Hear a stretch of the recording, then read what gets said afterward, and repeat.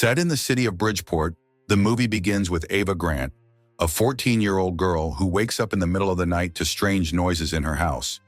From the hallway, she sees her father, practically a renowned drug trafficker in the city, fighting against a couple of intruders. Unfortunately for him, not even the firepower of a shotgun is enough to protect himself, and he ends up getting shot.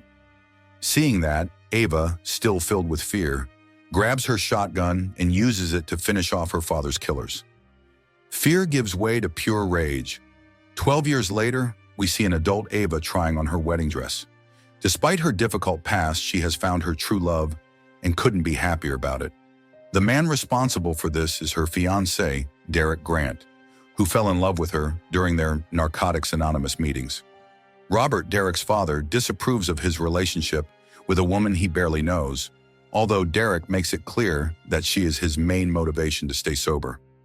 While he has plenty of friends and family around him, Ava only has herself, though her sister-in-law Sandy reminds her that she is now part of their family. Once they get married, they head to a Caribbean island for a beautiful honeymoon. Upon landing, they settle into a house owned by Derek's father, filled with old family photos. He assures his wife that his late relatives would have adored her. Thus begins their journey across the island, ranging from extreme jungle adventures to intimate moments in bed and on the beach. That night, while dining at a restaurant, they both fall in love at first sight with an adorable baby. Seeing the baby in his wife's arms, Derek comments that the baby really suits her. Shortly afterward, the couple meets a young Latino man named Manny, who knows the island like the back of his hand and offers to show them the best spots, especially the famous zip line. For now, Manny invites them to a nightclub, where the couple dances like never before and sticks to their sobriety pact by avoiding alcohol. A local criminal called Big Beast notices Ava and sends some of his girls to separate her from Derek. Since Ava doesn't give in, Big Beast decides to intervene, making the couple nervous. Although Manny tries to calm things down, the criminal throws a punch at Derek, so Ava responds with an even harder blow, triggering a full-on fight. Thanks to her father's teachings, she defeats Big Beast's henchmen brutally. In fact, Ava plunges into such a violent frenzy that she might have killed someone if Manny and Derek hadn't dragged her out of the club to flee. Meanwhile, Big Beast is scolded by his boss, Silvio Lugo, who's tired of him always causing trouble in his establishment.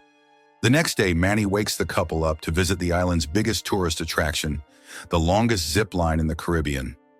Since Ava is terrified of heights, her husband goes first to show her it's perfectly safe. Midway through, he's so focused on recording her reaction that he doesn't notice the rope is fraying. The inevitable occurs. He tries to grab onto the cable, and Manny moves in to help him. Even though Derek clings to Manny with all his strength, he slips and plummets into the jungle. Desperate, Ava goes into the trees and finds her husband gravely injured, but still alive. Once paramedics load him into an ambulance, they inform Ava she cannot accompany him due to an insurance policy rule. Unwilling to accept these conditions, she follows the ambulance on a motorcycle until a car cuts her off, causing her to crash. At least the driver is kind enough to take her to the medical center where she believes her husband is, except the paramedics' claim turns out to be false. As hospital staff inform her, there is no Derek Grant there. Nevertheless, Ava sneaks into the emergency wing and calls Derek's phone to try and locate him, but with no success. With no other option, she visits the other local hospitals, showing them Derek's photo, but gets the same response each time. In her frustration, she remembers how her father once helped her treat a bullet wound, reminding her that in this life, she can only count on herself. Back in the present, Ava assembles Derek's family to organize a search operation. They approach the local police chief, Garza, who confirms that there is no record of Derek at any hospital on the island. He also cannot trace Derek's phone since its battery was removed. Because of these facts, they begin to consider a possible kidnapping. As a first step, the group visits the notorious zip line, where the attendant, Yeo, pretends not to recognize Ava. Enraged, she demands to know why he's lying, but Garza stops her from using violence. Immediately afterward, the employee escapes down the zip line, and the owner kicks Ava's group out of the area. In private, Garza shows Ava a video of her fight at the nightclub. Although she thinks it has nothing to do with her husband's disappearance, the officer insists it has everything to do with it. They angered Big Beast, who's known for making people disappear. Still, Garza refuses to interrogate him because of his dangerous reputation. As a result, Ava decides to search for her husband on her own. She's so focused on this that Sandy, her sister-in-law, reminds her she hasn't eaten in days.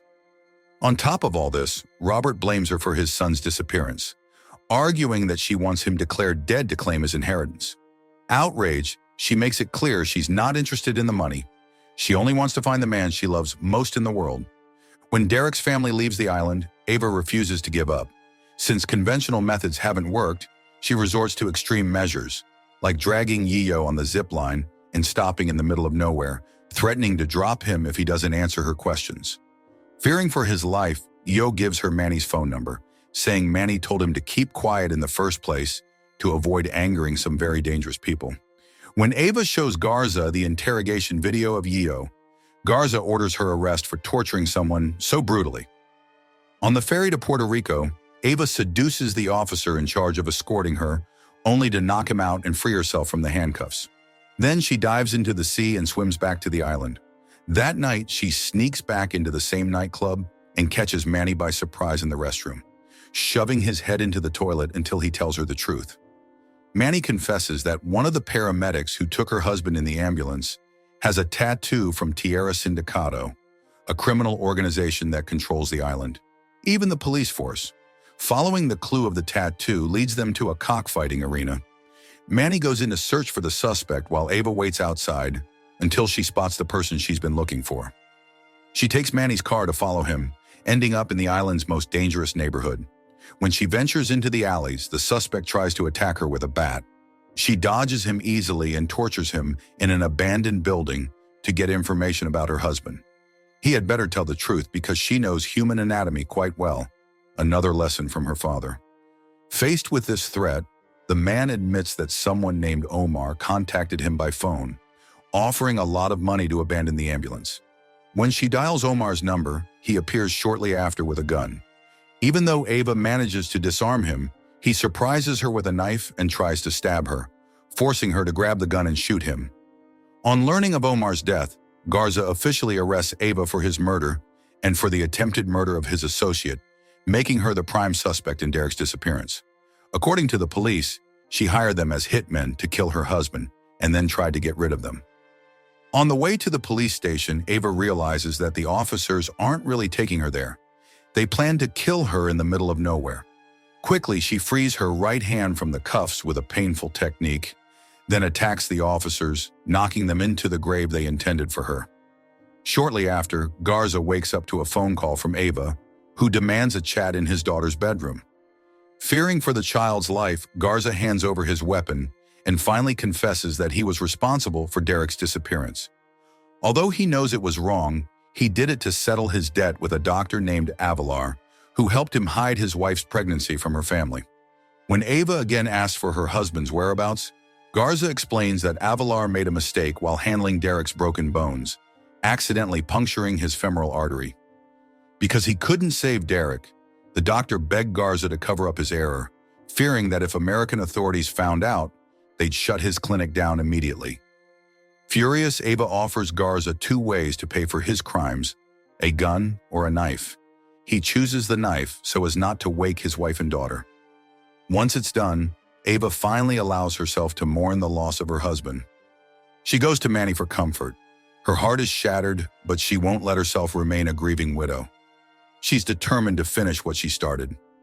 The next day, Ava sneaks into Avalar's clinic and threatens to suffocate him with a plastic bag unless he tells her what really happened to her husband's body.